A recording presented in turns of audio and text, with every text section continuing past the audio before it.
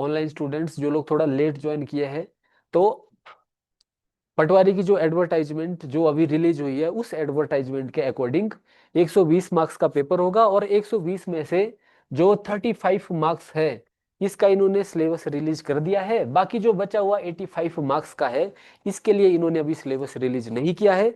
इसके लिए इन्होंने बस इतना बताया है कि जो आपका कंसर्न्ड जो एसेंशियल क्वालिफिकेशन है उस लेवल की ये चीजें होगी। तो एसेंशियल क्वालिफिकेशन इसके लिए रखी गई है आपकी 12th क्लास। तो अब जो ये वाला सिलेबस है आपका 85 मार्क्स का सिलेबस है, ये जो भी सिलेबस होगा ये 12th क्लास तक का सिलेबस होगा। अब अभी के लिए हम सिर्फ और सिर्फ ऐसे ही एक गैस कर सकते हैं कि भाई ये सिलेबस क्या हो सकता है। जैसे 12th तक जो भी आपने सब्जेक्ट्स पढ़े हैं वो सारे के सारे हो सकते हैं। हालांकि उसमें से कुछ एक सब्जेक्ट्स तो इन्होंने यहाँ पे बता दिए हैं। जैसे यहाँ पे इन्होंने क्या क्या बताया है, यहाँ पे इन्होंने बताया है, एक सेक्शन बताया एचपी का, एचपी की जीके का सिलेबस बताया है। दूसरा इन्होंने कंप्यूटर भी यहाँ पे बता दिया है कि भाई कंप्यूटर भी आएगा। तीसरा फिर इन्होंने जनरल अवेयरनेस की, जैसे आपके रख लो आपकी जनरल साइंस, एवरीडे साइंस बताया कि एवरीडे साइंस यहाँ पे आने वाला है। ठीक है, ये कुछ एक चीजें इन्होंने 35 मार्क्स में बताई है। बट जो बड़े वाला सिलेबस है आपका जो 12th स्टैंडर्ड का होगा 85 मार्क्स वाला, ये इन्होंने अभी रिलीज नहीं किया। तो इसका हमको वेट तो करना ही पड़ेगा कि क्या ये सिलेबस होने वाला है, इसका हमको वेट तो करना पड़ेगा। बट ये है कि सिलेबस थोड़ा टाइम से आ जाए, क्योंकि जैसा इन्होंने अभी किया है ना, इसको कंडक्ट कराने वाली एजेंसी भी आपकी हिमाचल प्रदेश चयन आयोग रहेगी। कमीशन इसका कोई पेपर नहीं कराएगा। जैसे इससे पहले जितने भी आज तक के आपके पटवारी के पेपर होते थे, तो जो पटवारी से संबंधित जो विभाग है आपका, राजस्व विभाग, रेवेन्यू डिपार्टमेंट, उसी ने ही पेपर वही कंडक्ट कराता था। और एक और चीज होती है कि जब कोई कंसर्न्ड डिपार्टमेंट या कंसर्न्ड मिनिस्ट्री पेपर कराती है तो उसका लेवल आसान होता था। इसीलिए आपने देखा था कि पटवारी का लेवल है बड़ा आसान होता था, 100 मार्क्स का पेपर होता था। जैसे पिछले वाला पैटर्न अगर आपको मैं बताऊं, प्रीवियस पैटर्न पटवारी का, तो उसमें डिवीजन थी 25 मार्क्स की। 25 मार्क्स का आपका हिंदी होता था, 25 मार्क्स का आपका इंग्लिश होता था, 25 मार्क्स का आपका, मैं इकट्ठा लिख रहा हूं, एप्टीट्यूड एंड रीजनिंग होता था। और आपका 25 मार्क्स का आपका जो भी बचा हुआ सारा का सारा जीके है वो होता था। ये थी पहले वाली। और इसमें भी जो लेवल है, क्योंकि पेपर कराने वाली जो एजेंसी होती थी वो आपकी डिपार्टमेंट ऑफ रेवेन्यू ही होता था, तो बड़ा ही आसान सा पेपर होता था, और इस वजह से कट ऑफ बहुत ही हाई जाती थी। 85 मार्क्स की कट ऑफ जाती थी, कोई आपका नेगेटिव मार्किंग नहीं होती थी। बट इस बार जो चेंज आया है, सबसे पहला चेंज तो क्या आया है कि जो पेपर कंडक्ट कराने वाली जो एजेंसी है वो पहले कौन होती थी, पहले आपकी एजेंसी होती थी यही वाली, रेवेन्यू डिपार्टमेंट। बट जो अब एजेंसी है वो है आपकी हिमाचल प्रदेश राज्य चयन आयोग, जो अभी अभी नया बना है। ठीक है, अब ये पेपर डालेगी, तो एक चीज तो एक्सपेक्टेड है कि पेपर का लेवल पहले से ज्यादा होगा, क्योंकि ये स्पेशलाइज्ड एजेंसी है। इसका काम सिर्फ और सिर्फ एक है कि इसको पेपर ही कराने हैं। रेवेन्यू डिपार्टमेंट स्पेशलाइज्ड एजेंसी नहीं था, उसका मेन काम कुछ और था। उन मेन में से वन ऑफ द काम था उसका कि भाई एक बार हमको 4-5 साल में पेपर कंडक्ट कराना है, तो किसी को भी हायर करके वो पेपर दे देते थे। अब इसका हमको थोड़ा सा अगर आइडिया लगाना है कि कैसे पेपर हो रहे होंगे, तो हम आज ही जो एचपी जो इसका जो पेपर है ना, टीजीटी मेडिकल वाला पेपर है, वो पहला पेपर है जिसको ये कंडक्ट करा रहा है, और आज ही वो वाला पेपर हुआ है। तो हम भी अपने लेवल पे कोशिश करते हैं, आप भी अपने लेवल पे देखना कि अगर कोई आपका टीजीटी आर्ट्स, आर्ट्स का तो खैर अभी नहीं आया है, टीजीटी मेडिकल और टीजीटी नॉन मेडिकल में अगर कोई आपका जानने वाला है, तो उससे जरूर आपने पूछना है कि भाई किस तरह के क्वेश्चन आ रहे हैं। एक नेचर ऑफ क्वेश्चन जानने की कोशिश करनी है, एक पैटर्न पता चलता है। ठीक है, तो आज से ही शुरू हो रही है, हमको भी जैसे जैसे डेली के डेली पेपर है उससे और ज्यादा क्लैरिटी मिल जाएगी। एक ये चीज है। दूसरी चीज है पैटर्न में, जो आपने देख ली कि पैटर्न में क्या चेंज आया है कि भाई पहले 100 का था, अब आपका 120 का होने वाला, वो भी आपका 1.5 आवर का ये पेपर होने वाला है। तो थोड़ा सा हो सकता है वो टाइमिंग यहाँ पे थोड़ा सा कम कर दी गई है, तो वो चीज आपको देखनी पड़ेगी। अब इसका तो चलो हमको पता ही है कि भाई यहाँ पे क्या क्या है, सिलेबस के बारे में बता दिया है।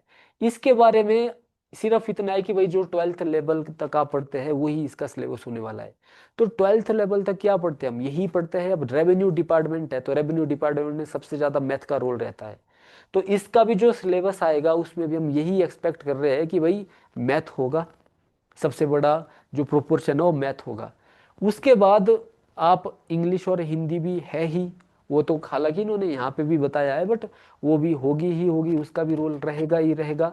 मैथ हो गया, रीजनिंग हो गया, इंग्लिश हो गया, हिंदी हो गया, और हिमाचल इन्होंने एक्सप्लिसिटली ऊपर मेंशन किया है, करंट अफेयर भी एक्सप्लिसिटली मेंशन किया है। और जो बाकी बची हुई जितने भी आपके जीके के सब्जेक्ट्स है जो हम +2 तक पढ़ते हैं, वो वाले सब्जेक्ट्स अब देखते हैं कितना वो डालते हैं, क्या क्या वो डालते हैं। जैसे +2 तक एक आर्ट्स, 10th तक तो चलो कॉमन ही रहता है सभी का, बट +1 2 में थोड़ा सा डिफ्रेंशिएट हो जाता है। तो कहीं ऐसा ना हो कि आर्ट्स का तो कोई भी सिलेबस डाल दे तो कोई दिक्कत वाली बात है नहीं। आर्ट्स में तो हालांकि फिर इस बार इन्होंने ऐसा भी किया था कि आर्ट्स में ये सोशियोलॉजी भी ऐड कर रहे हैं, वर्ल्ड हिस्ट्री भी ऐड कर रहे हैं, तो हो सकता है वो चीज़ें भी आ जाए। बट वो तब की बात है, वो तब देखेंगे, पहले जो चीज़ें हम हमेशा करते हैं उन चीज़ों को हम करेंगे। ठीक है। तो ये थोड़ी बहुत बात रही इस चीज की। अब हमारा जो कोर्स है उसके बारे में मैं थोड़ा सा बताना चाहता हूँ, 4 5 मिनट, उसके बाद फिर क्या क्या कैसे कैसे रहने वाला है, फिर हम क्लास का भी आज ही उसमें थोड़ा सा स्टार्ट कर लेंगे। तो सबसे पहले, अभी जब तक नया सिलेबस नहीं आ जाता तो तब तक सिर्फ 2 2 क्लासें रहेगी, डेली 2 2 क्लासें रहेगी, आज और हो सकता है कल। बट आज की जो क्लास हमारी वो सिर्फ 1.5 आवर की रहेगी, एक क्लास जैसे अभी मेरी है। इसके बाद मैथ वाले मैम आएंगे, उनकी क्लास रहेगी। तो अभी तो 1.5 1.5 घंटे की क्लास है, बट हो सकता है कल से ही आपकी क्लास 2 2 घंटे की हो जाए, क्योंकि जो 2 क्लास रहेगी और रहेगी आपकी 2 2 घंटे की। तो एक तो 2 घंटे वाली, उससे आप प्रिपेयर होके आ जाना जब भी आप आओगे। बाकी तो जैसे हमारा हमेशा के लिए रहता ही है कि भाई 3 डेज हमारे फ्री के डेमो क्लासेस है, कोई भी ये 3 डेज वाली डेमो क्लासेस को अवेल कर सकता है। फी स्ट्रक्चर के बारे में आप मैम से ही कंसल्ट कर लेना। हालांकि मैं भी आपको बता देता हूँ कि 8,000 आपकी ऑफलाइन फीस रहती रहती है, 6,000 आपकी ऑनलाइन है, और रिकॉर्डिंग वाला अलग से रहता है। ठीक है। अब जो डेली क्लासें होगी, इसके एडिशन में जो ऑफलाइन और ऑनलाइन वाले स्टूडेंट हैं उनके लिए जो बुक्स रहती है, एक एचपी की बुक्स मिलेगी, एक आपकी हिंदी की बुक मिलेगी, तीसरी आपकी इंग्लिश की बुक मिलेगी। इसके अलावा जो भी नया सिलेबस होगा उन सभी के फिर आपको पीडीएफ मिलेगी, जो भी जैसा जैसा सिलेबस आएगा, चाहे हिंदी है, चाहे आपका जीएस का कोई भी सिलेबस है, उसकी आपको पीडीएफ मिलेगी। पूरे वीक 2 2 क्लासें चलती रहेगी। वीकेंड पे आपका टेस्ट होगा, हर वीकेंड पे आपका टेस्ट रहेगा, एक टेस्ट रहेगा। और जो भी टेस्ट है, चाहे क्लास है, ये आपकी बाइलिंगुअल रहती है, चाहे आपका हिंदी मीडियम है, चाहे आपका इंग्लिश मीडियम है। और फिर उसके बाद फिर बाद में जब टेस्ट सीरीज, जब आपकी एक बार डेट अनाउंस हो जाएगी पेपर की, किस टाइम पे पेपर होगा, उस टाइम पे फिर आपको टेस्ट सीरीज मिलेगी। तो जो ऑफलाइन आपके जो क्लास स्टूडेंट्स होते हैं उनको फिर इसी में ये वाली टेस्ट सीरीज इंक्लूड होती है। ठीक है जी। तो ये तो रही कुछ एक कोर्स की बात। बाकी तो वही है कि जैसे अभी क्लास हो रही है हमारी ऑफलाइन, तो ये सेम क्लास ये ऑनलाइन भी चल रही है, और यही क्लास फिर आपकी रिकॉर्ड होके शाम को हमारे ऐप पे अपलोड हो जाती है। तो आपके पास फिर उसका भी एक्सेस होता है, जैसे ही आप रजिस्टर करते हो तो जो हमारी एप्लीकेशन है जोगटा एकेडमी ऐप, उस ऐप में फिर सारी की सारी क्लासेस स्टोर रहती है। तो वो क्लासेस फिर आपकी एग्जाम से 3 4 महीने तक रहती है, उसके बाद तक रहती है, ताकि आपका रिवीजन पर्पज के लिए कभी आप ऑफलाइन ना आ पाओ तो उस तरीके से फिर वही क्लास आपकी शाम को अपलोड हो जाती है इसके रूम में। ठीक है। ये कुछ क्लास के रिगार्डिंग डिटेल है। अगर इसमें किसी को कुछ पूछना है तो पूछ सकते हैं, नहीं तो फिर मैं थोड़ा सा आगे निकल जाता हूँ फिर। ठीक है।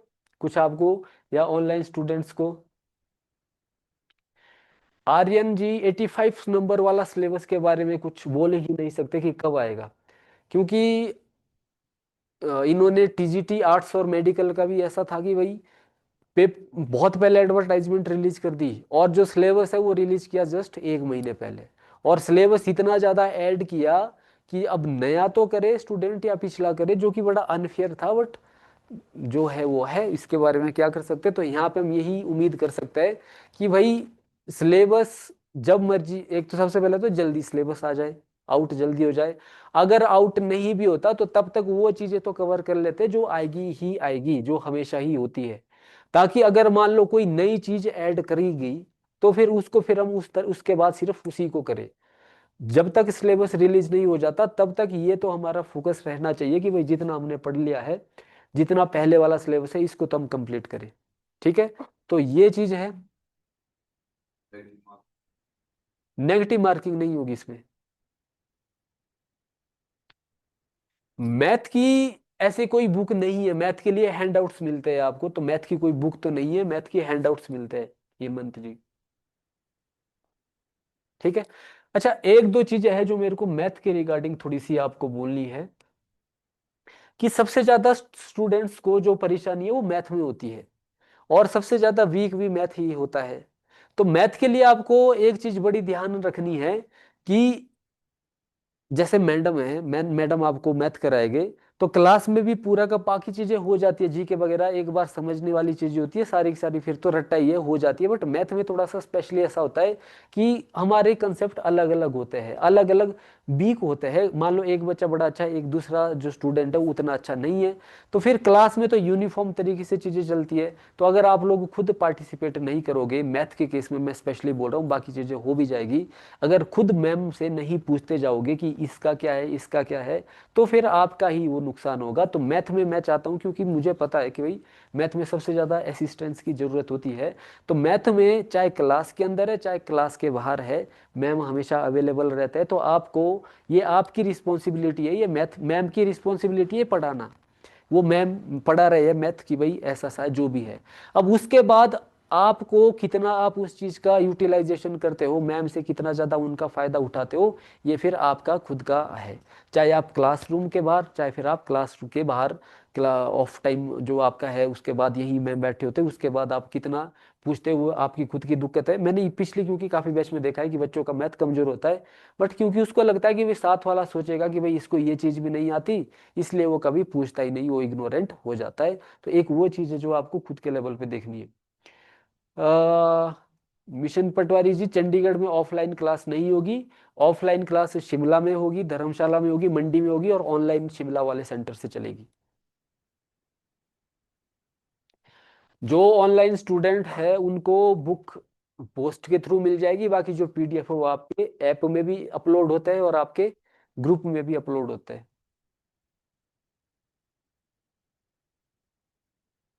ऑनलाइन स्टूडेंट्स का जो तो है, ये डेली के जो आपके वीकली टेस्ट है, ये इसका तो सिंपल आपको पीडीएफ मिलेगा। जब वो बाद में जो आपकी वो आ जाएगी टेस्ट, फिर तो ऐप के ऊपर ही टेस्ट होगा बाद में। तो ओल्ड स्टूडेंट के लिए इसमें 50% ऑफ है, तो 50% जो भी ओल्ड स्टूडेंट है उसके लिए 50% ऑफ है, पठानिया जी। ठीक है, और कुछ है नहीं तो फिर हम सीधा बढ़ जाते फिर आगे। नहीं, बुक्स इसी में इंक्लूड है, जो यूजर जी ब्लू बुक्स इसी में इंक्लूड है कोर्स में ही। जो भी है, चाहे कोर्स है चाहे टेस्ट सीरीज है, सारा का सारा इसी में कोर्स में ही इंक्लूड है, बुक्स है आपका चाहे टेस्ट सीरीज है। ठीक है, स्टार्ट करें फिर, आज का करें स्टार्ट। वैसे भी 20-25 मिनट तो हो गए हैं, 1 घंटे का होना है हमारा सभी, तो उसको स्टार्ट कर लेते हैं। ठीक है, और आज बहुत ज्यादा भी नहीं कि भाई आज थोड़ा सा हो सकता है जो हम आज पढ़ने वाले हो गए आप सभी को आता भी हो, क्योंकि एक बेस वाली क्लास है ना, अब हो सकता है आपको आता हो बट एक साथ वाले को ना आता हो, तो हमको देखना तो देखना है। तो पहले स्टार्ट हम हिमाचल जीके से, अभी 2 सब्जेक्ट चलेंगे, मैं हिमाचल जीके पढ़ाऊंगा और मैम इसके बाद फिर आपकी मैथ वाली क्लास लेंगे। ठीक है, तो अभी हिमाचल जीके से हम शुरुआत कर रहे हैं। ठीक है, तो एक जो सबसे बेसिक चैप्टर होता है, सबसे पहले जो हम पढ़ते हैं वो है आपका हिमाचल का एडमिनिस्ट्रेटिव हिस्ट्री वाला, तो इसको देख लेते हैं। अजय जी, फीस का ऑफलाइन जो स्टूडेंट है उनकी 8,000 है, ऑनलाइन वाले की 6,000 है, 2 इंस्टॉलमेंट में रहती है आपकी। ठीक है, तो करें फिर start. Administrative history of Himachal Pradesh, Himachal Pradesh की जो एडमिनिस्ट्रेटिव हिस्ट्री है उसके बारे में पहला चैप्टर हिमाचल का यही देखते हैं, प्रशासनिक इतिहास हिमाचल प्रदेश का। तो हिमाचल प्रदेश के प्रशासनिक इतिहास में हम कहानी देखते हैं कि हिमाचल प्रदेश बना कैसे है, कि जो हिमाचल प्रदेश आज का हिमाचल प्रदेश है वो कैसे बना है। हाँ जी इशिता जी, ऑनलाइन स्टूडेंट्स के लिए भी बुक्स प्रोवाइड कराई जाएगी। ठीक है। तो पहला चैप्टर डालो आप, administrative history of Himachal Pradesh, Himachal Pradesh की प्रशासनिक हिस्ट्री। इसमें हम देखते हैं हिमाचल के बनने की, हिमाचल कैसे फॉर्म हुआ, कैसे बना, उसकी हम कहानी देखते हैं। ठीक है जी, उसकी हम कहानी देखते हैं।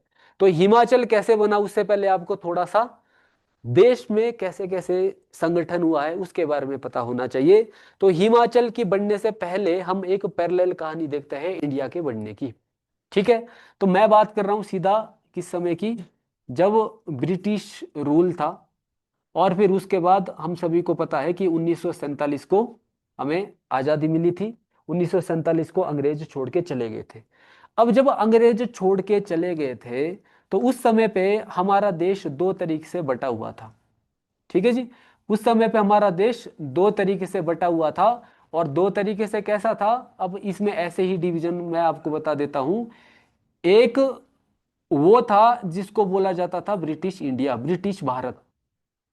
और दूसरा वो था जिसको कहा जाता था प्रिंसली स्टेट्स, देशी रियासतें। इस दो तरीके से बटा हुआ था देश। 1947 के भारत की मैं बात कर रहा हूं, जब अंग्रेज छोड़ के गए तो इस तरीके से था हमारा देश। ये तो आज का हम देखते हैं ना, कि आज के टाइम पे क्या देख रहे हैं कि भाई एक देश है और 28 राज्य है। तो ये तो आज की क्लासिफिकेशन है, ये शुरुआत की क्लासिफिकेशन नहीं है। उस समय पे देश दो तरीके से बटा हुआ था, एक था ब्रिटिश इंडिया और दूसरा था आपका प्रिंसली स्टेट्स, देशी रियासतें। दोनों में डिफरेंस क्या है, कि जो देशी रियासतें हैं, यहाँ पे जो शासन है वो किसका होता था, किसी ना किसी राजा का शासन होता था। यहाँ पे कोई राजा होता था, जैसे एग्जाम्पल के लिए आप मान लो बुशेर, सिरमौर। ठीक है। तो यहाँ पे क्या था कि ये था देश का भाग, बट लोगों का शासन, लोगों के ऊपर जो प्रत्यक्ष रूप से शासन था वो किसका था, वो था आपके राजाओं का। और फिर उसके बाद फिर राजाओं के ऊपर किसका शासन था, अंग्रेजों का। इसीलिए हम इसको बोलते हैं कि यहाँ पे ब्रिटिशर्स शासन कर रहे थे अप्रत्यक्ष रूप से, इनडायरेक्ट रूप से। और जो राजा है वो यहाँ पे लोगों के ऊपर शासन कर रहे थे डायरेक्ट रूप से, यानी प्रत्यक्ष तौर पे। तो दो तरीके से हम पूरे के पूरे देश को समझ रहे हैं 1947 का देश। एक ऐसा देश, एक ऐसा भाग देश का जहां पे अंग्रेजों का प्रत्यक्ष रूप से डायरेक्ट तरीके से शासन था, जहां पे अंग्रेज डायरेक्ट तौर से शासन कर रहे थे, उसको बोला जाता है ब्रिटिश इंडिया। और यहाँ पे इन्होंने क्या किया था कि एक देश है और देशों को अलग अलग प्रोविंस या प्रांत में बांटा हुआ था। जैसे एक था आपका पंजाब प्रांत, और इस प्रांत का जो मुखिया होता था वो होता था राज्यपाल। और फिर राज्यपाल अपने अधीन जिलों को देख रहा था। तो मैं सिर्फ इतना बोल रहा हूं कि भाई जब 1947 की बात करें तो देश दो तरीके से था। एक ऐसा देश जहां पे ब्रिटिश डायरेक्ट तरीके से शासन कर रहे थे, प्रत्यक्ष तौर पे शासन कर रहे थे, और एक ऐसा जहां पे ब्रिटिश इनडायरेक्ट अप्रत्यक्ष तौर से शासन कर रहे थे। तो जो, एक मिनट, अजय जी 1 मंथ की फीस नहीं है, पूरे के पूरे कोर्स की फीस है। अच्छा, कोर्स की ड्यूरेशन मैंने आप लोगों को बताई नहीं।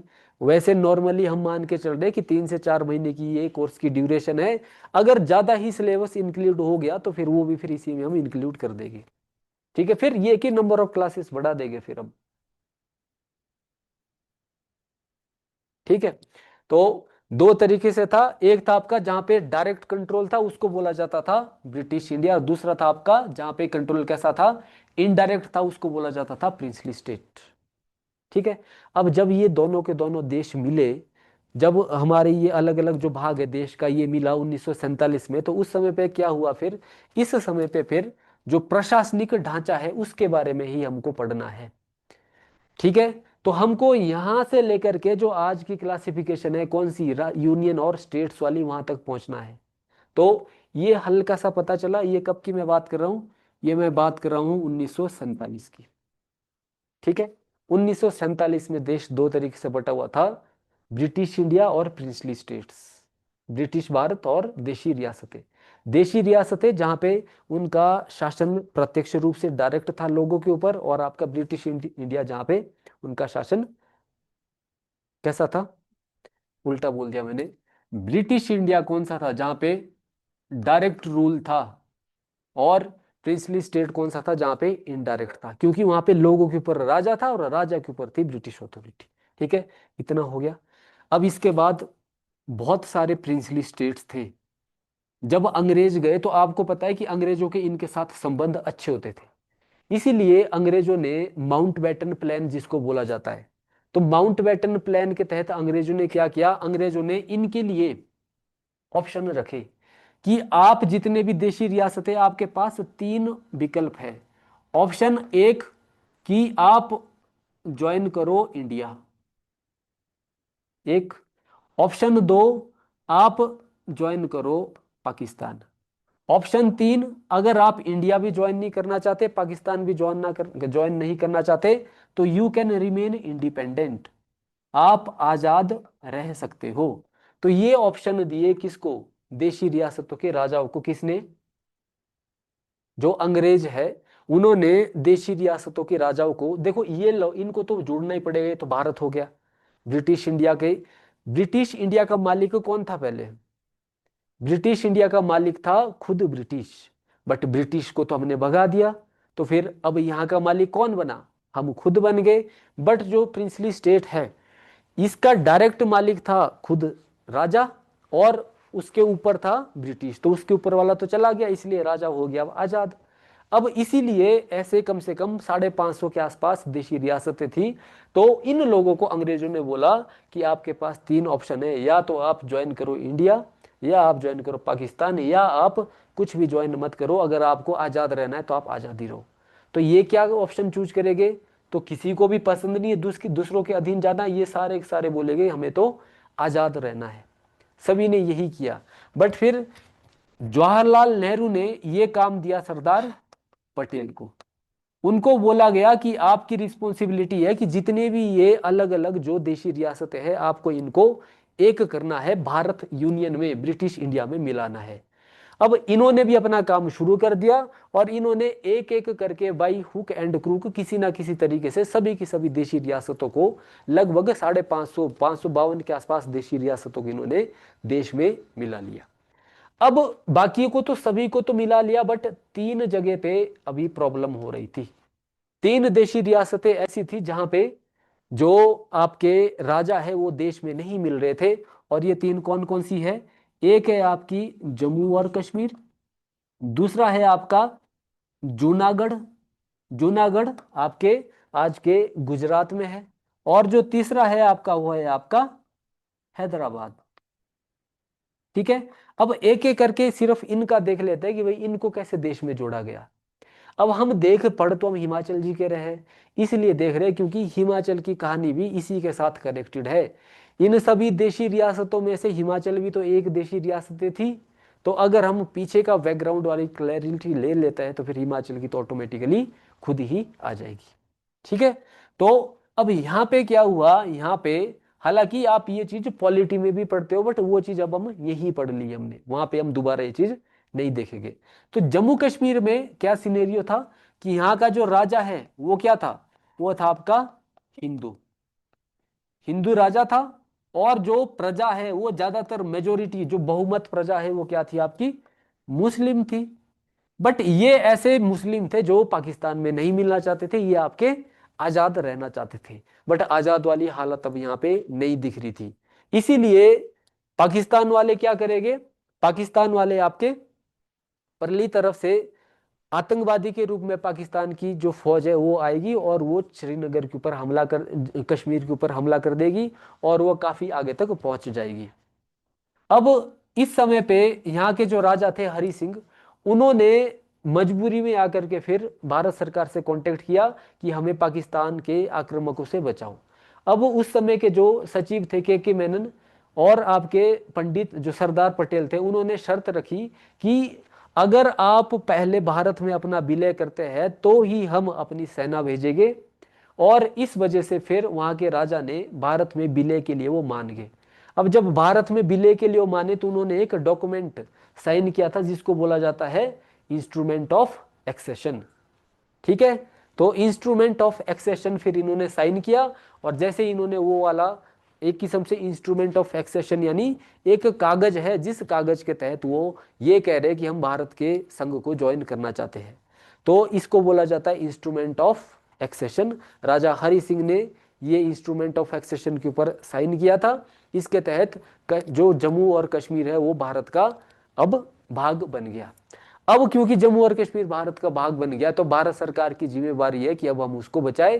तो इसीलिए फिर भारत सरकार ने तुरंत आर्मी भेजी, और फिर उन्होंने पाकिस्तान के जो घुसपैठिए थे उनको वहीं पे रोक दिया, श्रीनगर आने से पहले पहले रोक दिया। इसीलिए आप आज के समय में देखते हो कि ये जो पीओके वाला एरिया है, ये है तो हमारा, बट ये यहाँ पे घुसा कैसे इतने अंदर, ये उसी समय की बात है कि ये अंदर उस समय पे घुसे, और जैसे ही भारत की आर्मी गई उन्होंने उनको रोक लिया। इसीलिए यहाँ तक आज के समय में इसको बोला जाता है LOC, लाइन ऑफ कंट्रोल। हालांकि इसके बाद वाला एरिया आपका क्या है, ये पीओके, ये भी हमारा ही एरिया है। ठीक है, तो क्वेश्चन सिर्फ एक लाइन में पूछा जाएगा कि कैसे जम्मू कश्मीर भारत में मिला, तो ये कैसे मिला, by signing of instrument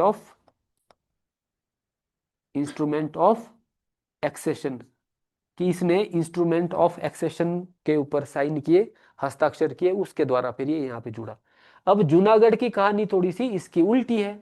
Junagadh में क्या हुआ कि जूनागढ़ में जो राजा है वो था आपका मुस्लिम, और जो प्रजा है बहुमत में वो थी आपकी हिंदू। तो राजा जाना चाहता था पाकिस्तान, जिना के साथ प्रजा रहना चाहती थी भारत में ही। लोगों ने बहुत ज्यादा दबाव डाला वहां के ऊपर, और फिर वहां पे कराना पड़ा आपका जनमत संग्रह। जनमत संग्रह जानते हैं आप सभी लोग, प्लेबिसाइट या फिर रेफरेंडम, इंग्लिश में इसको रेफरेंडम कहा जाता है। तो इसमें क्या होता है, इसमें लोगों को पूछा जाता है कि क्या आप भारत को ज्वाइन करना चाहते हैं कि आप पाकिस्तान को जाना चाहते हो। इसको बोला जाता है जनमत संग्रह, यानी जहां पे जन यानी मत लोगों का मत जाना जाता है कि आपको क्या करना है, तो इसको जनमत संग्रह। अब जब जनमत संग्रह हुआ तो लोगों ने तो ऑब्वियसली इंडिया के फेवर में ही वोट डालना था, तो फिर इस तरीके से जूनागढ़ भारत में जुड़ गया, और जो वहां का जो राजा था वो भाग के चला गया पाकिस्तान। तो फिर दूसरा, जूनागढ़ कैसे जुड़ा भारत में, रेफरेंडम के द्वारा, बाई रेफरेंडम, जनमत संग्रह के द्वारा। तीसरा है आपका अब हैदराबाद। हैदराबाद में क्या था, हैदराबाद में जो वहां का जो राजा होता था उसको बोला जाता था, जो वहां का जो है आपका क्या, निजाम बोला जाता था हैदराबाद को। और वहां पे बड़ी मात्रा में मेजोरिटी तो हालांकि हिंदू थी, बट मुस्लिम पॉपुलेशन भी बहुत बड़ी मात्रा में रहती थी। बट आप देखो हैदराबाद इधर जैसे है, ये चाह के भी पाकिस्तान के साथ नहीं हो सकता, क्योंकि ज्योग्राफिकल आइसोलेशन देख लो आप, एक जो सुटेबिलिटी है, एप्लीकेबिलिटी है, वो उतनी ज्यादा व्यवहारिकता नहीं दिख रही आपको। इसीलिए ये लोग मना कर रहे थे ये लोग आने से। तो यहाँ पे सबसे पहले सरदार पटेल को फोर्स का इस्तेमाल करना पड़ा, और सरदार पटेल ने फिर यहाँ पे भेजी पुलिस। इसीलिए हैदराबाद भारत में कैसे जुड़ा, बाई पुलिस एक्शन, पुलिस के बल के द्वारा हैदराबाद जुड़ा भारत में। और इस ऑपरेशन का जो नाम रखा गया था वो नाम था आपका ऑपरेशन पोलो। तो ऑपरेशन पोलो के तहत ये जुड़ गया देश में।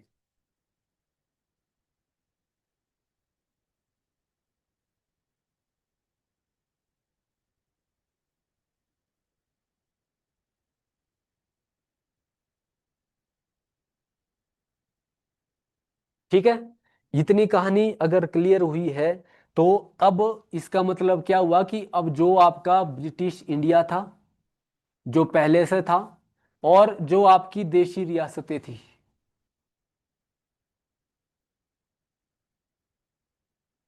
जो 552 के आसपास देशी रियासतें थी, अब तो सारी की सारी एक हो गई थी। और अब क्या बन गया था, अब बन गया था इंडिया, दैट इज भारत।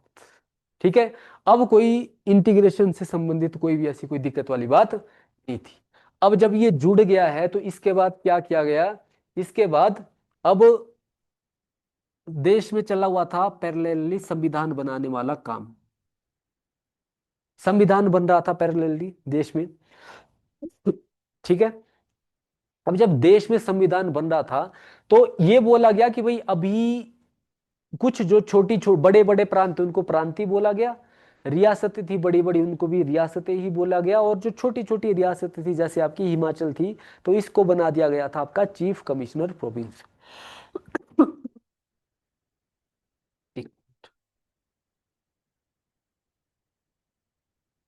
जैसे जो हिमाचल जैसे छोटे राज्य है उनको 1948 में बना दिया गया था चीफ कमिश्नर प्रोविंस,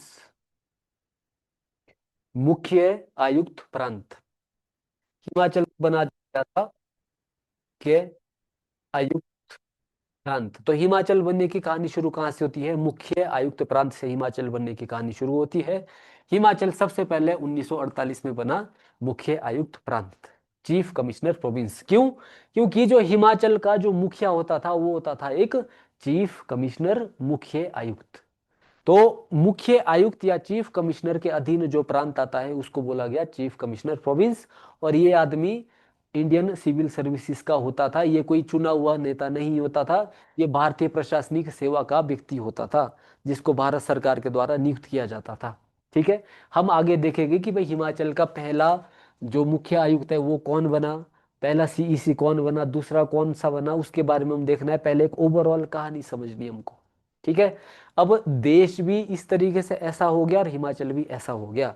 तो हिमाचल सबसे पहले क्या बना? हिमाचल सबसे पहले बना आपका चीफ कमिश्नर प्रोविंस, मुख्य आयुक्त प्रांत 1948 में। अब जब मैं इस हिमाचल की बात कर रहा हूं तो मैं बात कर रहा हूं सिर्फ और सिर्फ ओल्ड हिमाचल की, मैं न्यू हिमाचल की बात नहीं कर रहा हूं। शुरुआत की जो कहानी है वो सिर्फ और सिर्फ ओल्ड हिमाचल की कहानी होती है, न्यू हिमाचल की कहानी नहीं होती। ओल्ड हिमाचल किसको बोला जाता है उसके बारे में भी हम थोड़ा डिटेल में जाएंगे आगे जा करके। मुख्य तो सिर्फ 4 जिले हैं जिनको ओल्ड हिमाचल बोला जाता है। एक है आपका शिमला जिला, दूसरा है आपका आज का सोलन, उस समय का इकट्ठा होता था। ठीक है। तीसरा होगा आपका यहाँ पे मंडी हो जाएगा, फिर आपका सिरमौर हो जाएगा, चंबा हो जाएगा। चलो इसको मैं अभी आपको मैप में ही एग्जैक्ट दिखा दूंगा, बस अभी आप ऐसा समझो कि 1948 में जब हिमाचल बना था तो सिर्फ और सिर्फ जिसको आप आज के समय में ओल्ड हिमाचल करते, ओल्ड हिमाचल ही क्यों कहते हैं? क्योंकि ये हिमाचल पहले बना, ये ओल्ड हिमाचल बना आपका 1948 में और थोड़ा थोड़ा बाद में जुड़ता गया। और जो न्यू हिमाचल है ये तो हिमाचल में 1966 में जुड़ता है। इसीलिए जो आपका कांगड़ा, कुल्लू, लाहौल स्पीति है, हमीरपुर है, ऊना है, इसकी हम बात बिल्कुल भी अभी नहीं कर रहे। अभी हम सिर्फ और सिर्फ इस हिमाचल की बात कर रहे हैं। ठीक है। तो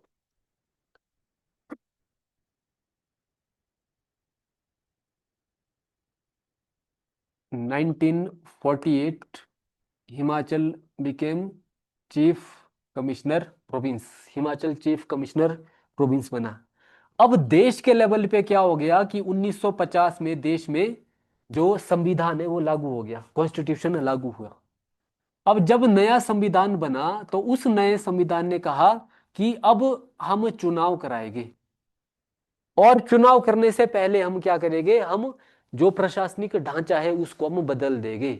तो जो पूरा का पूरा भारत था वो अभी तक तो क्या था, कुछ चीफ प्रोविंस थे, चीफ कमिश्नर के प्रोविंस कुछ एक ही राज्य थे। अब इन्होंने एक नई क्लासिफिकेशन लाई और उस नई क्लासिफिकेशन के तहत देश को 4 तरीके से बांट दिया। एक है आपका एक ऐसे राज्य जिनको बोला गया पार्ट ए स्टेट्स, क श्रेणी के राज्य, पार्ट ए स्टेट्स यानी क श्रेणी के राज्य। दूसरा आपका पार्ट बी स्टेट्स, ख श्रेणी के राज्य। और तीसरा आपका पार्ट सी स्टेट्स यानी ग श्रेणी के राज्य। और चौथा क्लासिफिकेशन थी आपकी पार्ट डी स्टेट्स यानी घ श्रेणी के राज्य।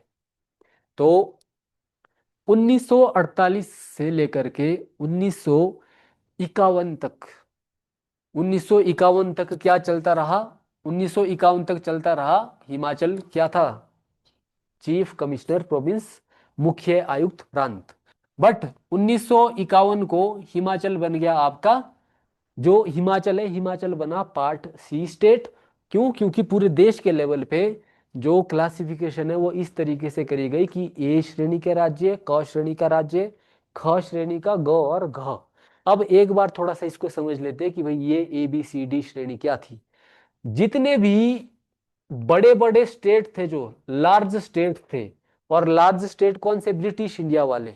जैसे पंजाब प्रांत है, बॉम्बे प्रांत है, यूपी प्रांत है, मद्रास प्रांत है, उनको बनाया गया ए पार्ट ए स्टेट्स, क श्रेणी का राज्य।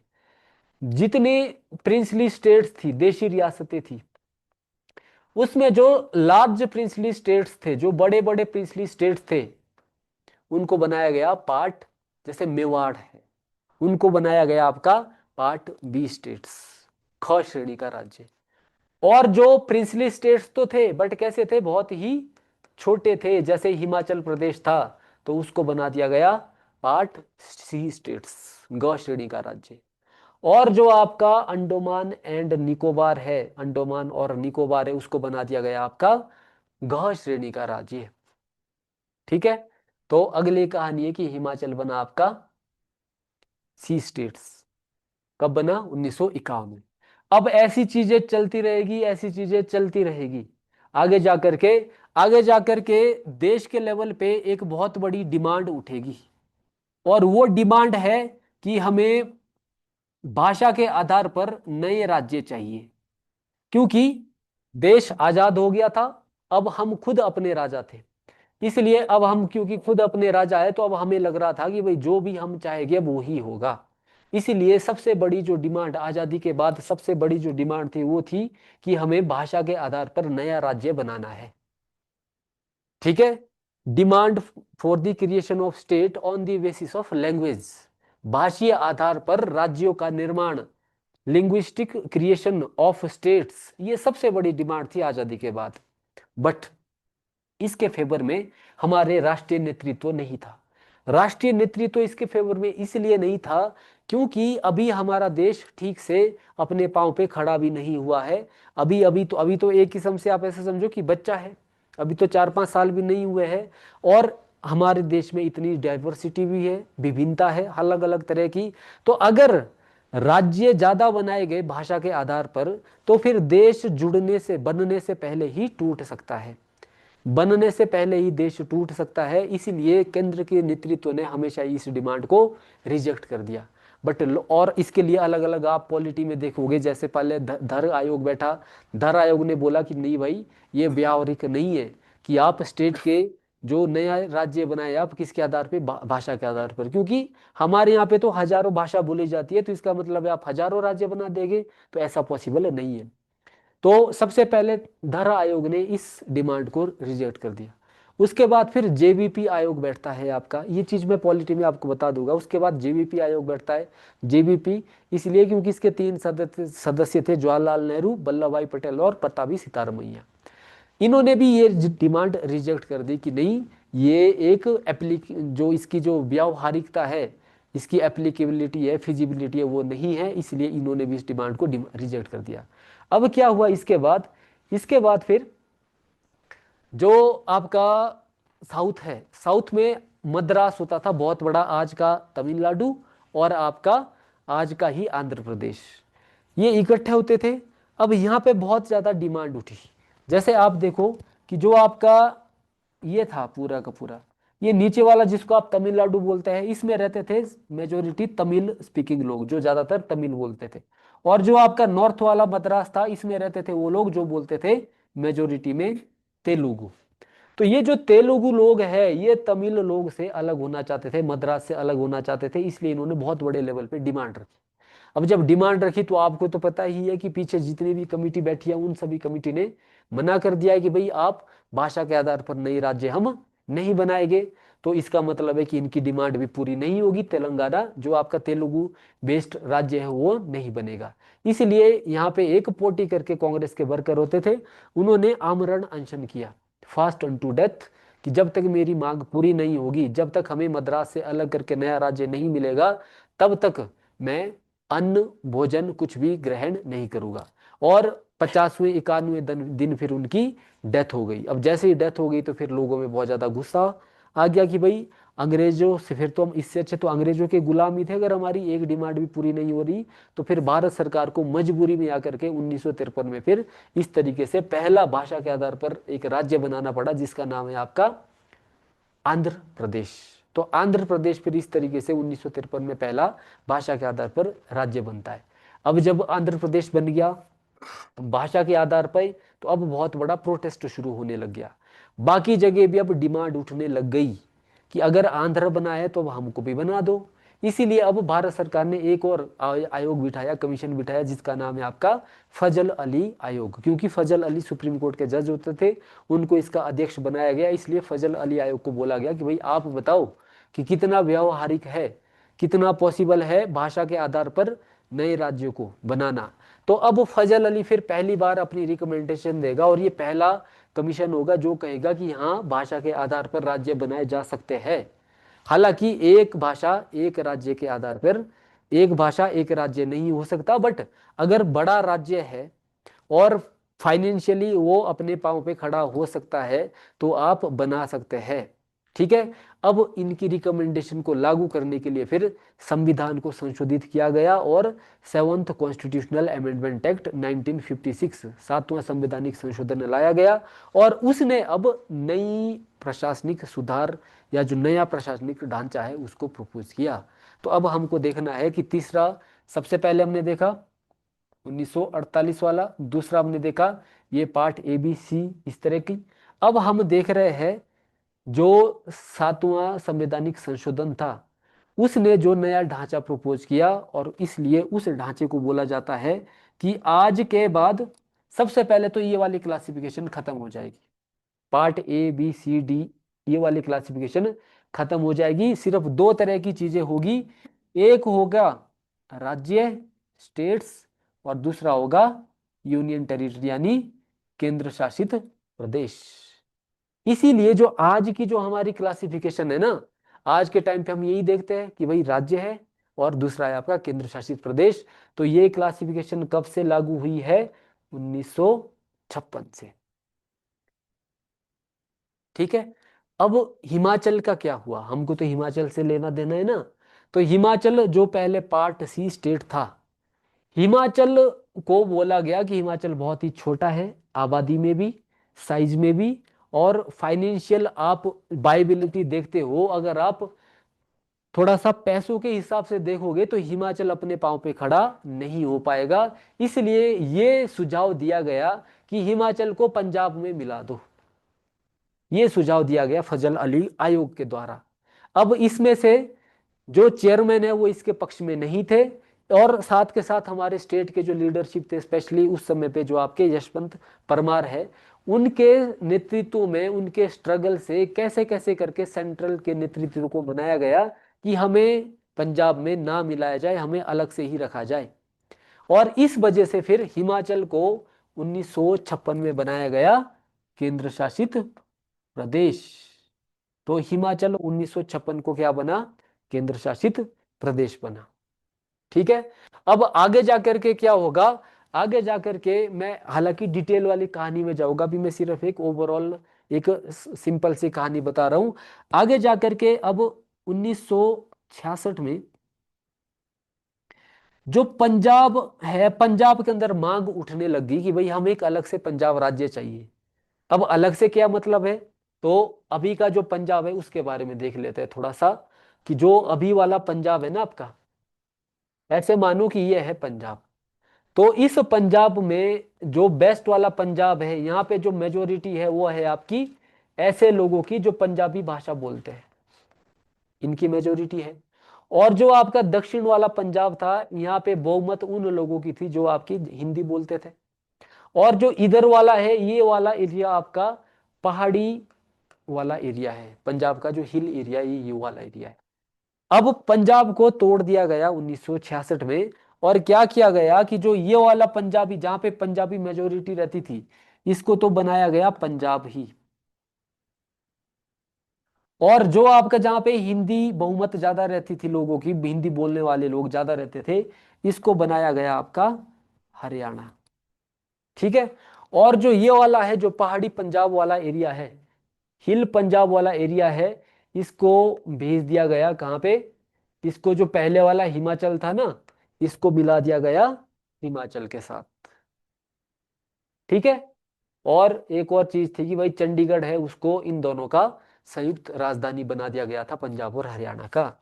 तो अब चौथा हम क्या बोलते हैं, चौथा हम पड़ाव जो बोलते हैं 1966 में, इसको बोलते हैं रीऑर्गेनाइजेशन ऑफ, इसको बोलते हैं हम विशाल हिमालयाज, हिमाचल, विशाल हिमाचल। विशाल हिमाचल क्यों? क्योंकि हिमाचल पहले सिर्फ छोटा होता था, अब हिमाचल में ये नया पहाड़ी भाग जुड़ गया। ये पहाड़ी पहाड़ी भाग कौन कौन सा होगा?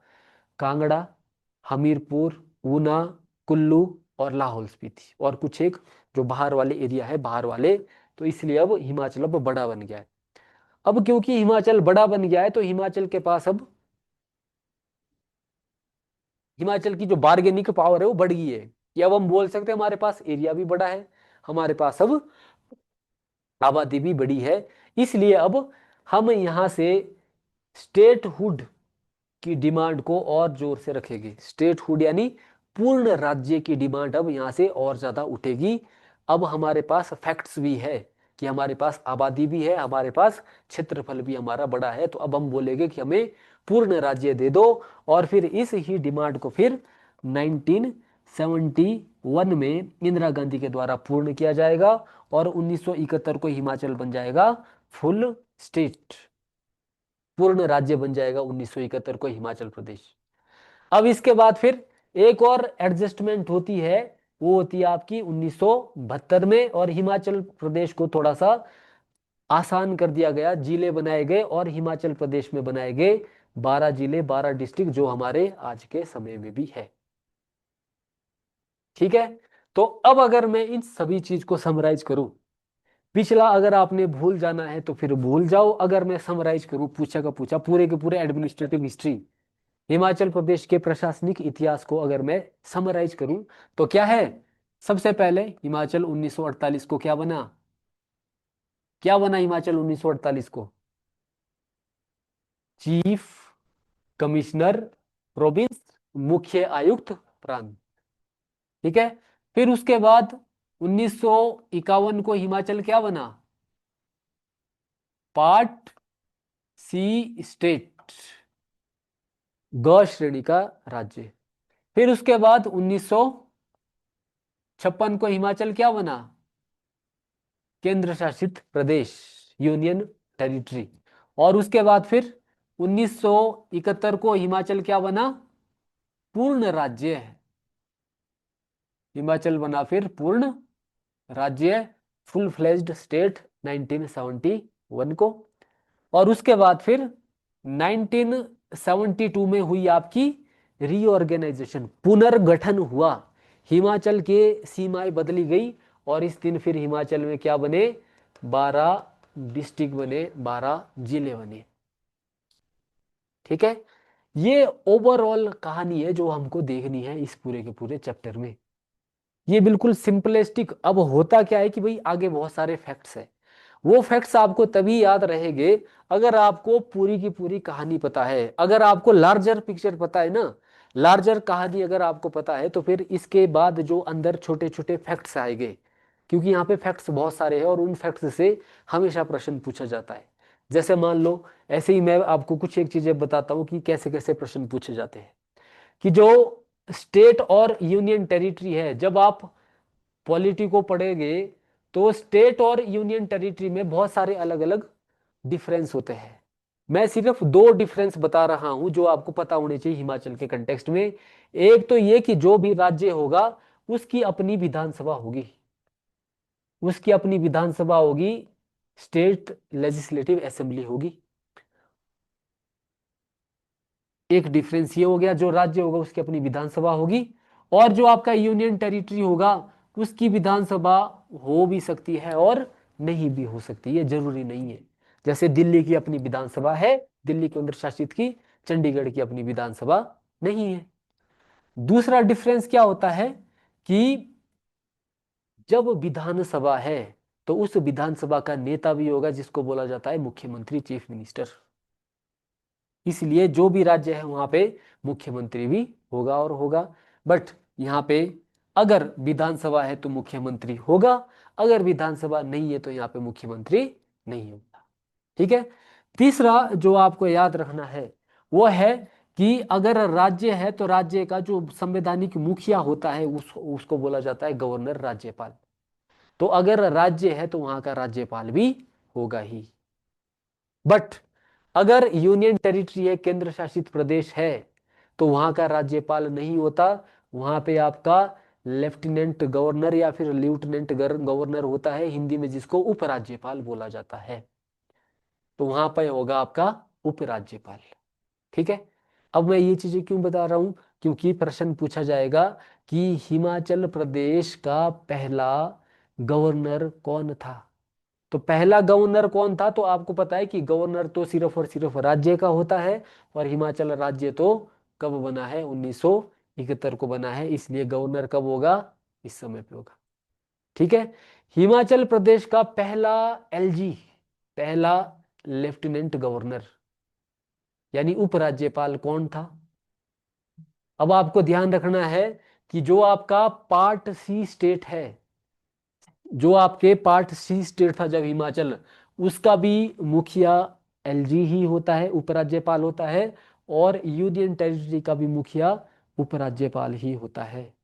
तो अब आपको ये देखना है कि भाई पहला एलजी पार्ट सी स्टेट का पूछा गया है या पहला एलजी यूनियन टेरिटरी का पूछा गया है। बड़ा छोटा सा डिफरेंस है, आप समझ पा रहे हो कि पहला गवर्नर सभी को बताया कि गवर्नर राज्य का होगा, बट पहला जो एलजी है वो आपको ध्यान देना है कि हो सकता है ऑप्शन में दोनों हो, कि पहला एलजी पार्ट सी स्टेट था जब उसका, और पहला एलजी यूटी का। तो आपको वो भी ध्यान रखना है कि कहाँ का पहला एलजी पूछा जा रहा है।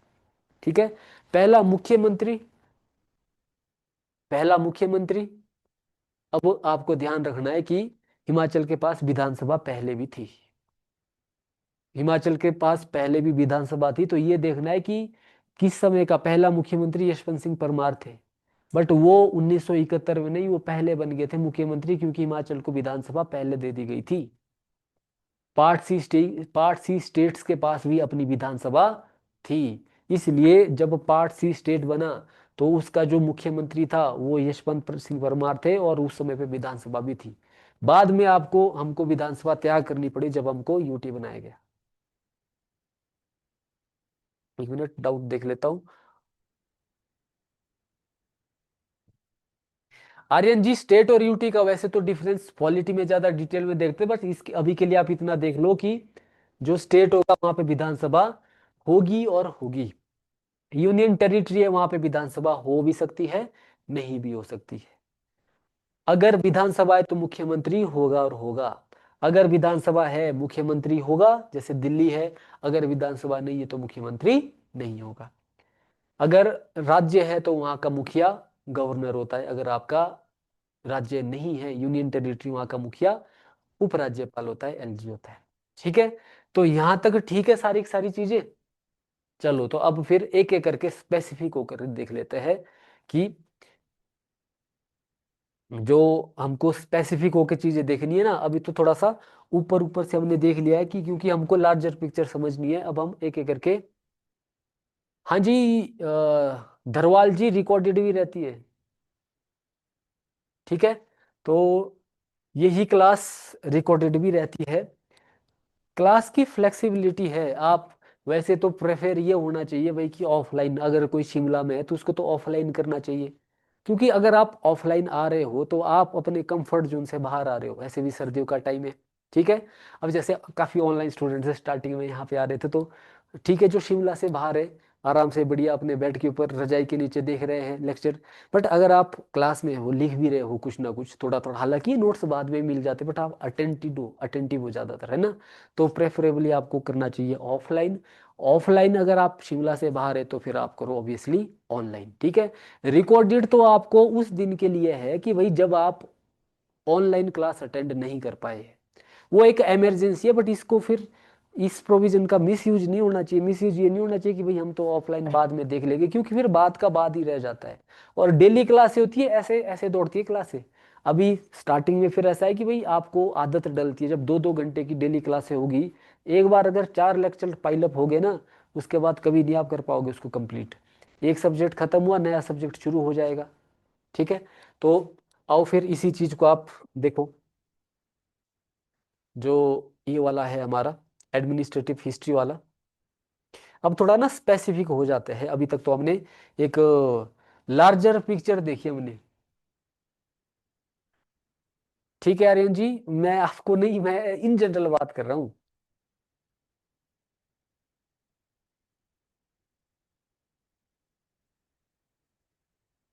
ठीक है। तो सबसे पहले तो वही होगा जो हमने अभी देखा ना। अब इसी में हम माइक्रो डिटेल्स में जा रहे हैं। अभी हमने मैक्रो डिटेल्स देखी, अब हम यही सारी की सारी मैक्रो माइक्रो डिटेल्स में देख रहे हैं। तो सबसे पहले हिमाचल पार्ट सी स्टेट था, मुख्य आयुक्त प्रांत था। उसके बाद हिमाचल कब था? 1948। उसके बाद क्या बना? ग श्रेणी राज्य। उसके बाद केंद्र शासित प्रदेश, यूनियन टेरिटरी। उसके बाद पूर्ण राज्य, फुल फ्लेज स्टेट। और उसके बाद फिर बना हमारा 1972 में हमारा प्यारा हिमाचल। ठीक है। तो यही चीज सारी की सारी हमने देखनी है।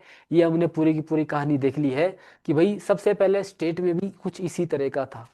तो हिमाचल में राज्यों को एक, हिमाचल में भी अब यहाँ की भी कहानी भी अलग है। सबसे पहले तो मैं आपको इस मैप के ऊपर बताता हूँ कि जिसको आप ओल्ड और हिमाचल बोलते हो ना, ओल्ड हिमाचल और न्यू हिमाचल है। ओल्ड हिमाचल कौन सा है? जो हिमाचल 1948 में बना, वो है ओल्ड हिमाचल। न्यू हिमाचल कौन सा है? जो हिमाचल 1966 में हिमाचल में जुड़ा, उसको बोला जाता है न्यू हिमाचल। पहले तो इसको देखो रीजनलिज्म के तहत माना जाता था कि भाई ये क्षेत्रवाद है। बट अब इतने लिबरल सारे हो गए हैं, इसलिए अब कमीशन भी क्वेश्चन पूछ लेता है कि कौन सा एरिया ओल्ड में था, कौन सा एरिया न्यू में था। ठीक है। तो देख लेते हैं कौन सा एरिया ओल्ड में था, कौन सा न्यू में था। पूरा का पूरा सिरमौर किसमें था? है, तो देखो पूरा का पूरा सिरमौर आ गया किसमें? ओल्ड में। सोलन आधा, जो लोअर पोर्शन है आपका, कसोली से नीचे वाला, नालागढ़ है, परमाणु है, ये कसोली से नीचे वाला, ये आपका ओल्ड में, न्यू में है। ठीक है।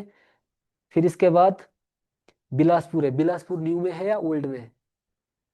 न्यू में नहीं है बिलासपुर। ठीक है, ज्यादातर यही सोचते हैं। हालांकि बिलासपुर 1951 बाद में जुड़ा है।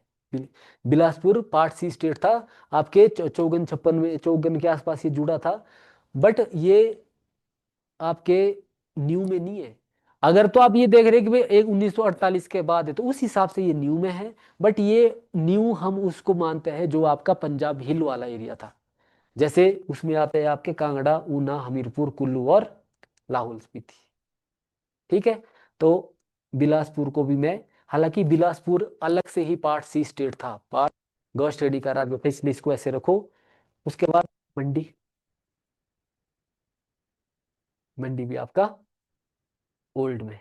ठीक है। अब देख लेना भाई मैप। कुल्लू मैंने बाईपास कर दिया, क्योंकि कुल्लू जो कांगड़ा, कांगड़ा जो डिस्ट्रिक्ट होता था, कांगड़ा एक बहुत बड़ा डिस्ट्रिक्ट होता था आपके पंजाब का।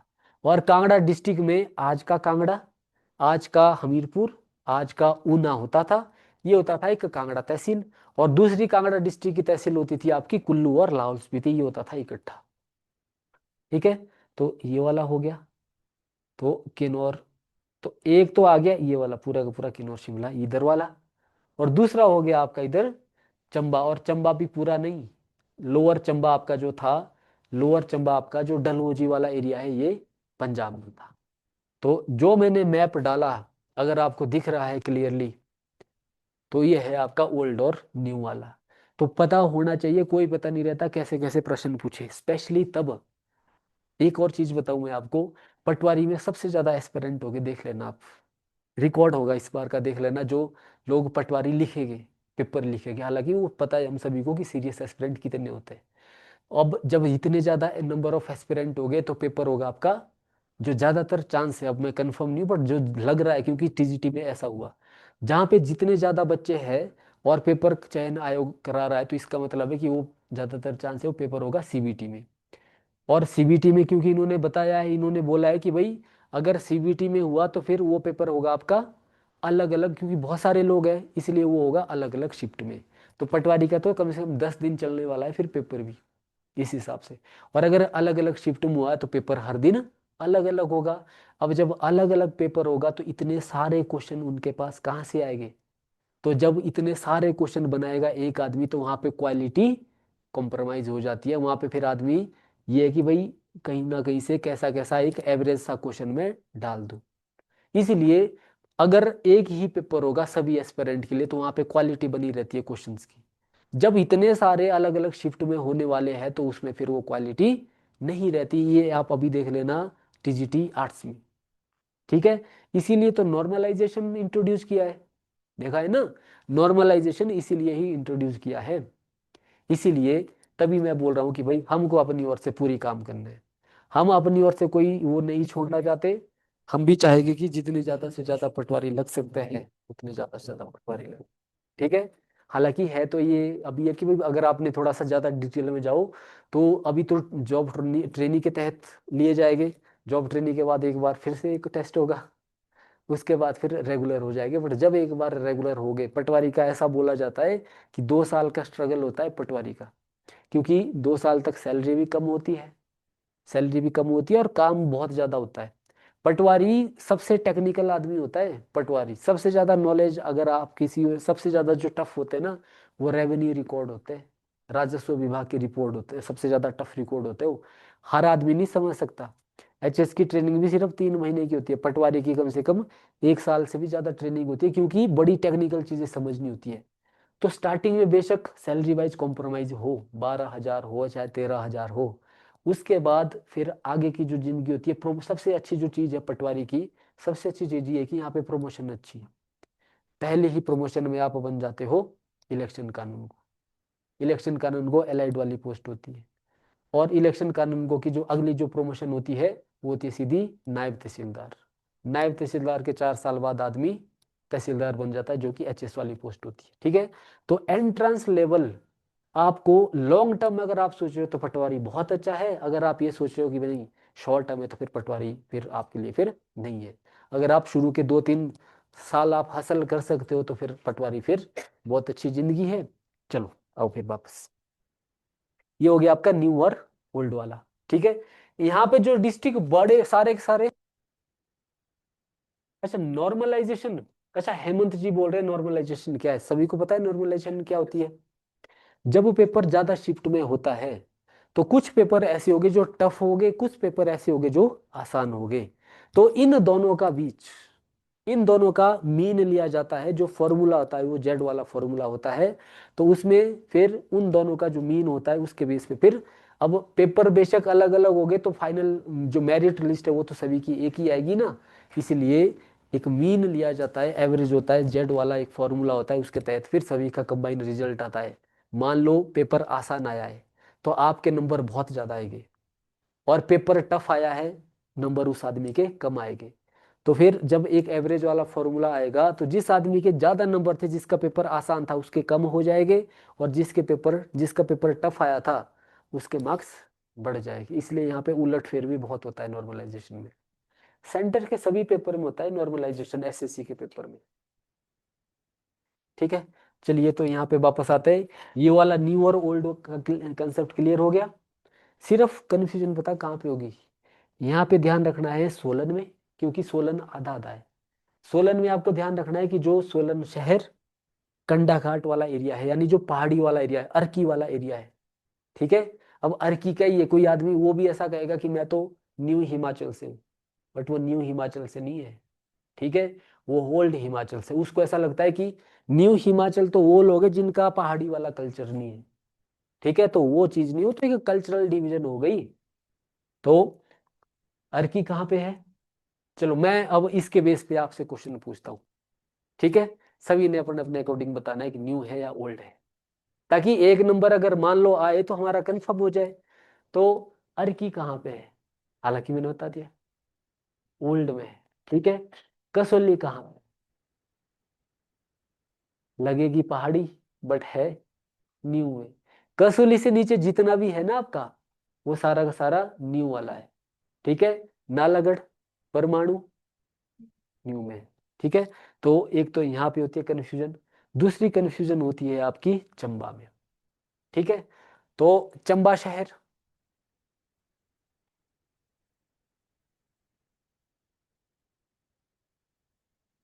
हम्म। चंबा शहर ओल्ड, पुराना। अब एक लाइन में बांध लो मेरी बात। सिर्फ डलहौजी वाला एरिया, ये है लोअर वाला एरिया। डलहौजी वाला एरिया है चंबा का जो आएगा आपका न्यू में। बाकी सारा का सारा चंबा आएगा ओल्ड में, चाहे मैं बोलूं भरमौर, चाहे मैं बोलूं कुछ और। ठीक है। ठीक है, बाकी तो फिर आप लोगों को पता ही है। कुल्लू कहाँ भी आएगा? न्यू में। लाहौल स्पीति को ये नहीं सोचना कि पहाड़ है तो फिर भाई अपर और वो है कि पुराना है ना। ठीक है। अब सबसे पहले जब आप देखते हो हिमाचल के कंटेक्स्ट में, तो आप पढ़ते हो सोलन कॉन्फ्रेंस को। एक सोलन सम्मेलन हुआ था।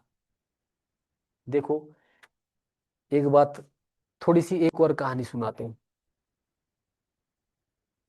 जब शिमला हिल्स में, मैं अभी जो स्टार्टिंग की जो बात कर रहा हूँ ना, मैं सिर्फ और सिर्फ किसकी बात कर रहा हूँ? मैं सिर्फ और सिर्फ शिमला हिल्स की बात कर रहा हूँ। शिमला हिल्स यानी ओल्ड हिमाचल। तो शुरुआत में शिमला हिमाचल भी दो तरीके से बटा हुआ था। हिमाचल भी दो तरीके से बटा हुआ था। मैं सिर्फ ऐसा बना रहा हूं, हालांकि ये एग्जैक्ट नहीं है, आपको पता है क्या है। ये जो वाला है ये आपका, इसको क्या बोल रहे हैं आप? इसको आप न्यू बोल रहे हैं और इसको मैं बोल रहा हूँ ओल्ड। अब यहाँ पे किस तरीके से बटा हुआ था, जो मैंने आपको स्टार्टिंग में क्लासिफिकेशन बताई थी, उसके अकॉर्डिंग ये किस तरीके से बटा हुआ है? ये वाला जो हिमाचल है, यहाँ पे किसका शासन था? ओल्ड हिमाचल में किसका शासन था? राजाओं का शासन था, प्रिंसली स्टेट्स का शासन था, इसलिए इसको क्या बोला जाता है? देशी रियासतें। इसलिए ये कैसा था? ये था आपका under the indirect rule of Britishers. तो ये था आपका देशी रियासतों वाला एरिया। और जो ये वाला एरिया है जिसको आप न्यू बोल रहे हैं, ये एरिया तो पंजाब में था ना। ये तो 1966 में जुड़ा है ना भारत में, हमारे हिमाचल में। तो ये एरिया क्या था? ये एरिया किसके अंडर था? क्या ये देशी राजाओं के अंडर था? नहीं, ये एरिया तो ब्रिटिश के अंडर था। जैसे ही ब्रिटिश चले गए, इसको हमने बोला था ब्रिटिश इंडिया। ठीक है। इसीलिए यहाँ पे जो आंदोलन हो गए न्यू हिमाचल में, वो किसके विरुद्ध में होगा? जो यहाँ का राजा है, और यहाँ का राजा कौन है? ब्रिटिश। इसीलिए यहाँ पे कौन से आंदोलन हो गए? स्वतंत्रता आंदोलन। यहाँ पे हो गए फ्रीडम स्ट्रगल। ठीक है। एक बार एक और क्वेश्चन पूछना है क्योंकि जरूरी है। शिमला सिटी कहाँ पे आता था? शिमला शहर ओल्ड या न्यू? हम्म।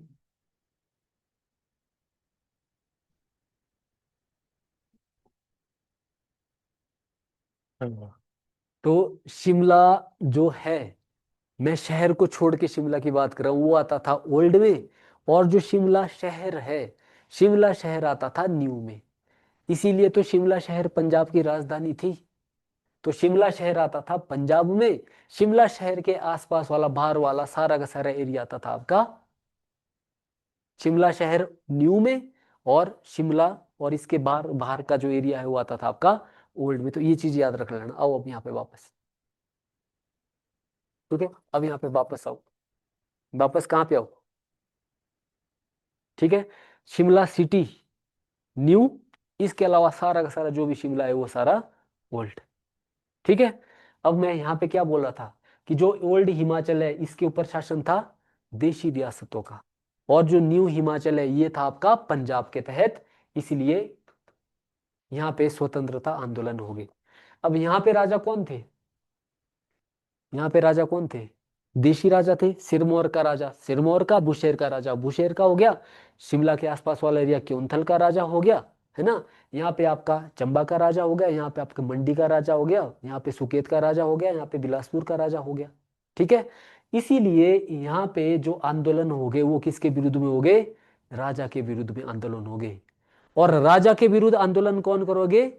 लोगों के प्रतिनिधि। लोगों के प्रतिनिधि यहाँ पे आंदोलन करेंगे, और लोगों के प्रतिनिधियों को यहाँ पे बोला जाता था प्रजा मंडल। इसीलिए ओल्ड हिमाचल में, यानी देशी रियासत वाला हिमाचल है, वहां पे कौन से आंदोलन हो गए? प्रजा मंडल आंदोलन। और जो आपका न्यू हिमाचल है वहां पे कौन सा आंदोलन होगा? स्वतंत्रता आंदोलन, आजादी के लिए आंदोलन। समझ गए एक और चीज? ठीक है। अब जो ये प्रजामंडल के लोग हैं, इनका आंदोलन जो आप आगे हमने देखना है बड़ी डिटेल में, तो उस आंदोलन में आपको क्या याद रखना है कि ये आंदोलन किसके विरुद्ध में था? ये आंदोलन था राजाओं के विरुद्ध में। और राजाओं के ऊपर दो तरीके से दबाव डाल दिया जाएगा। पहला दबाव कि आप अपने आप को भारत में मिलाओ, आप अपना विलय भारत में कराओ, क्योंकि हम प्रजा भारत के साथ मिलना चाहते हैं, एक ही ये होगा। और इससे भी जो मेन जो इसका उद्देश्य होगा प्रजामंडल आंदोलन का, वो होगा आपका कि हमें राजाओं का शासन नहीं चाहिए, हमें लोकतंत्र चाहिए, हमें डेमोक्रेसी चाहिए। और इसी आंदोलन को बोला जाएगा movement for the administration bureau, for the democratisation of administration, कि प्रशासन का लोकतंत्रीकरण हमें चाहिए। यानी हमें राजा नहीं, हमें लोकतंत्र चाहिए, ये आंदोलन होगा यहाँ पे। अब यहाँ के जो राजा है, यहाँ के राजा एक चीज के लिए मान गए कि भाई ठीक है, हम भारत में मिल रहे हैं, हम भारत में विलय कर देंगे। बट जो दूसरी डिमांड है ना, वो राजा भी बने रहना चाहते थे। बट प्रजामंडल तो एक चीज तो क्लियर है कि भाई इन्होंने एक डिमांड मान ली कि हम भारत में मिल जाएंगे। और सभी ने, भारत जितने भी हिमाचल के राजा थे वो सारे के सारे देशभक्त राजा थे, उन सभी ने बिना बिना किसी ज्यादा विरोध के उन्होंने अपने आप को भारत में मिला लिया। बट जो दूसरा वाला है उसके लिए वो भी तैयार नहीं थे, वो भी सत्ता नहीं छोड़ना चाहते थे। इसीलिए प्रजामंडल ने उनके ऊपर दबाव डालने के लिए प्रजामंडल आंदोलन किए। और इसी के एवज में एक कॉन्फ्रेंस हुई, एक बैठक हुई जिसको बोला जाता है सोलन कॉन्फ्रेंस। ठीक है। तो सोलन कॉन्फ्रेंस है, जो सोलन सम्मेलन है, यहीं से आप कहानी शुरू करते हैं हिमाचल बनने की। सोलन सम्मेलन में जो देशी रियासत के राजा और जो प्रजामंडल के नेता है, ये सारे के सारे नेता सोलन में मिले। हालांकि पूरी तरीके से अग्रीमेंट तो नहीं बना था, पूरी तरीके से बात तो नहीं बनी थी, बट फिर भी इसी चीज को माना जाता है हिमाचल का फाउंडेशन। जैसे आप हिमाचल डे कब मनाते हो? हिमाचल प्रदेश दिवस, हिमाचल प्रदेश दिवस कब मनाते हैं आप? हैं? 15 अप्रैल को मनाते हैं। और स्टेटहुड डे, पूर्ण राज्य, तो देखो 15 अप्रैल 1948, 15 अप्रैल 1948 को हिमाचल बना। और हिमाचल कौन सा बना? पुराने वाला हिमाचल, इसलिए आप हिमाचल दिवस मनाते हो 15 अप्रैल को। और जो आपका कौन सा है? जनवरी, 25 जनवरी 1971, उस दिन मिला हमको पूर्ण राज्य, इसलिए उस दिन मनाया जाता है स्टेट हुड डे। ठीक है। उस दिन आपका स्टेट हुड डे मनाया जाता है। समझ गए इतना? ठीक है। तो एक चीज अब आप यहां से शुरू करो कि हमारा सोलन सम्मेलन हुआ था, सोलन आयोजन हुआ था, सोलन सम्मेलन आपका 26 जनवरी 1948 को हुआ था। ठीक है। इस दिन क्या हुआ था? इस दिन इन लोगों ने हिमाचल प्रदेश बना दिया। इन्होंने कहा कि हम हिमाचल प्रदेश बना रहे हैं। और जो हिमाचल प्रदेश शुरुआत का बना, वो अच्छा, इन्होंने सिर्फ इतना बोला कि हमने हिमाचल बनाया है। आधिकारिक तौर पे आपका 15 अप्रैल 1948 को भारत की सरकार ने इसको स्वीकृत दिया, इसलिए उस दिन हम मनाए जाएंगे। ठीक है। अभी के लिए सिंपल होके आप क्या करो कि सोलन सम्मेलन, सोलन सम्मेलन कब हुआ था आपका? जनवरी 1948 को हुआ था। ये सम्मेलन किस किस का सम्मेलन था? जितनी भी देशी रियासतें हैं उनका ये सम्मेलन था। जैसे इसमें कितनी देशी रियासतें थी? 26 शिमला हिल्स की देशी रियासतें और 4 पंजाब पंजाब हिल्स की देशी रियासतें। तो कुल मिलाकर के कितनी देशी रियासतें की बैठक थी ये? 30 देशी रियासतों की बैठक थी। शिमला हिल्स में 26, और 4 है आपकी पंजाब की पहाड़ियों वाली। जैसे शिमला, ये है शिमला की देशी रियासतें, और 4 है आपकी पंजाब की देशी रियासतें। ये 4 कौन कौन सी है? एक है आपकी सिरमौर, दूसरी है आपकी चंबा, तीसरी है आपकी मंडी की सुकेत, चौथी है आपकी मंडी। तो इन 26+4 यानी 30 देशी रियासतों ने बैठक करी सोलन में, और इन्होंने निर्णय लिया कि हम क्या बना रहे हैं? हिमाचल प्रदेश। और इन्होंने हिमाचल प्रदेश बनाया इस तरीके से।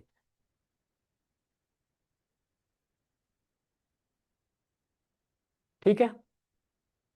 अब इसके बारे में पूछा जाता है कि जो सोलन सम्मेलन है वो कहाँ पे हुआ था? सोलन शहर में। तो सोलन शहर में जो ये सोलन सम्मेलन हुआ था, तो इसके जो अध्यक्ष थे वो सोलन के उस समय के राजा थे। और आज का सोलन रियासत में क्या बोला जाता है? बघाट, जहाँ पे बहुत सारे घाट है। तो बघाट यानी सोलन शहर का एरिया। तो बघाट के जो राजा थे आपके, राजा दुर्गा सिंह, ये थे उस सम्मेलन के अध्यक्ष। तो सोलन सम्मेलन सोलन में हुआ जनवरी 1948 में। इसके अध्यक्ष कौन थे? सोलन यानी बघाट के जो राजा थे, जिनका नाम है आपका दुर्गा सिंह। दुर्गा सिंह इसके अध्यक्ष थे।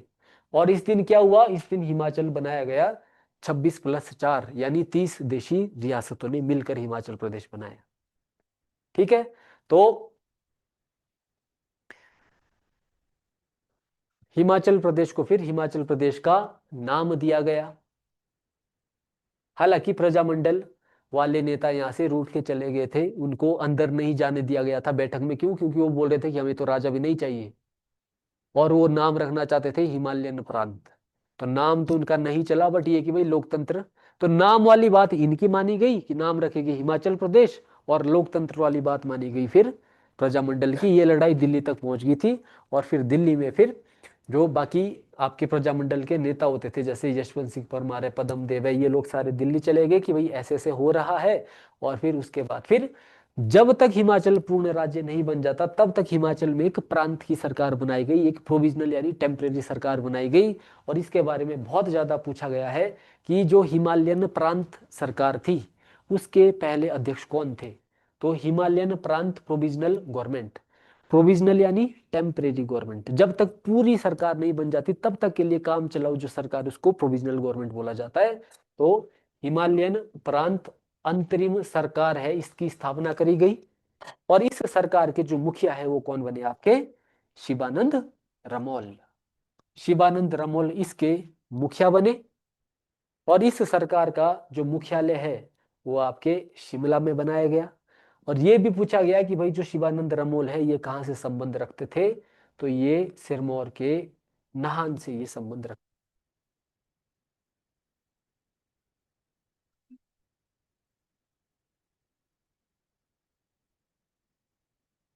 ठीक है। जो प्रांतीय सरकार बनी थी, उसके अध्यक्ष शिवानंद रमोल, मुख्यालय शिमला। ठीक है।